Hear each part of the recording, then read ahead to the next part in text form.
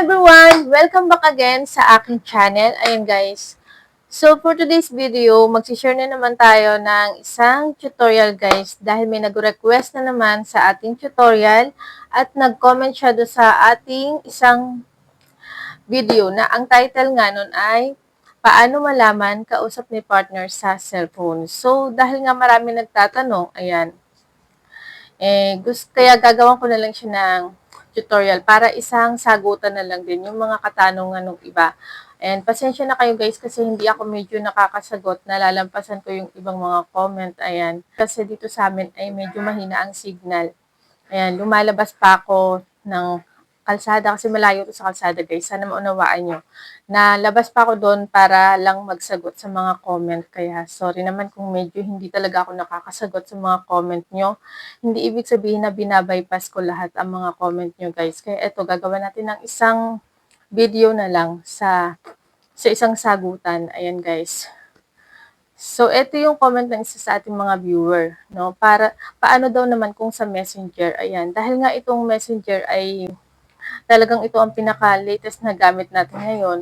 Ayan, kaya dito, marahil maraming nakatago dito. Kaya, ayan, gagawin natin siya ng tutorial. Pero lagi niyong tandaan, guys, hindi ko to itinuturo para pag-awayin kayo ng inyong mga partner, no? Kasi tinuturo ko to dahil nga sa katanungan. Ayan, dahil sa may nagtanong, ganyan guys. So, lagi natin tatandaan guys, walang manloloko kung walang nagpapaloko. Ayan, kaya ito, hindi na natin ito patatagalin. So, ayan. Kung ikaw ay bago lang or napadaan lang dito sa aking channel, huwag niyo kalimutan mag-subscribe. Syempre, i-like nyo na rin at hits the bell button para lagi kayong updated sa aking mga latest upload. Ayan guys, libre ang ating mga tutorial dito. Libre ang pag-subscribe. Ayan.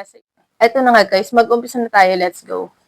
At dahil nga ang topic natin ngayon guys ay sa Messenger, punta tayo sa ating Messenger apps. Ayan. Pindutin lang natin yan guys. Dito ay 3 tips ang ibibigay ko sa inyo. Ayan, lubos-lubusin na natin to. So, una, pag nasa loob na tayo ng ating Messenger, teka lang.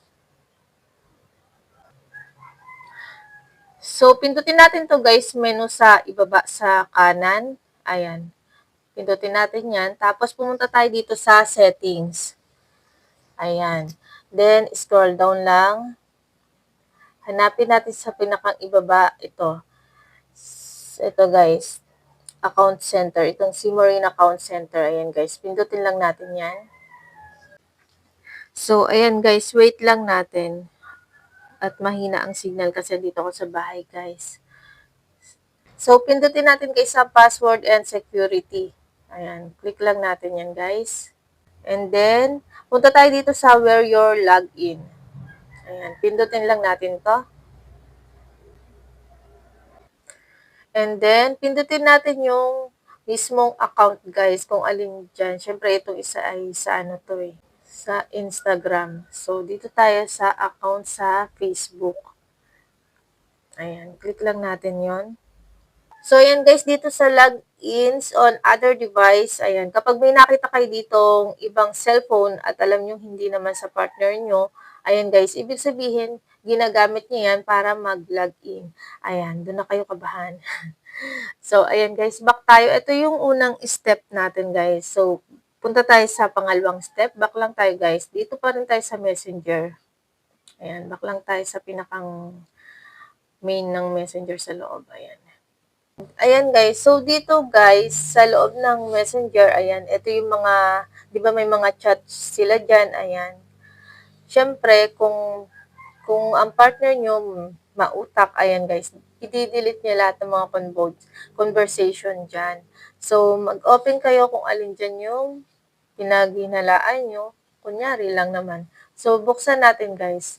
Kunyari, meron na kayong pinag-isipan dyan, no? Buksan nyo yung chat na yon. So, open natin.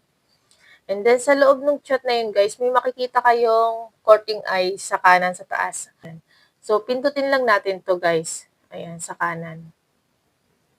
So, hanapin natin, guys, ito, guys. Wait lang, ito, disappearing message. So, buksan natin yan. So, ayan guys. Ganyan. Kapag naka-off ang nakalagay dyan guys, ayan, kapag nakalagay siya sa off, ibig sabihin, normal lang yung usapan nung tao, syempre. Tapos, masisave yung mga chat history nila. Ayan guys. Hanggat hindi binubura ng manual. So, dito naman guys sa 24 hours, kapag nakalagay dyan sa 24 hours, kunyari, lagay natin ganyan. Kapag nakalagay siya dyan guys, dyan na kayo dapat kabahan. Kasi, kapag nakalagay sa 24 hours yan guys, kusang mabubura yung mga chat nila. Ayan, pagkalipas ng isang araw. Ayan. Kaya, wala kayong makikitang ebidensya. Ayan guys. So, maganda kung nakalagay lang siya dyan sa off. Ayan, wala kayong dapat ipag-alala. So, ayan guys. Back tayo guys. Back na tayo. So, dito pa rin tayo sa loob ng Messenger guys. Pindutin natin tong menu. Dito naman tayo sa pangatlong tips. Ayan. So, pindutin natin tong menu guys sa ibaba. Ayan. Tapos, punta tayo sa message request. So, ayan guys. So, ayan guys, sa you may know, diyan napupunta yung mga message or yung mga mensahe na hindi naman niya friends sa Facebook. Ayan. Then, pindutin naman natin to guys, tong spam. So, dito guys sa spam, dito nga guys napupunta yung mga usapan na ayaw nilang lumitaw doon sa pinakang main chat list ng Messenger. So, ayan. I-open nyo yan isa-isa. Ayun lang guys, sana nakatulong ang video ito. Ayan. So, kung may katanungan ka, comment down below. At sasagutin ko yan sa comment section sa abot ng aking makakaya. So, kita-kits na lang ulit tayo sa sunod kong video. Thank you for watching. Bye.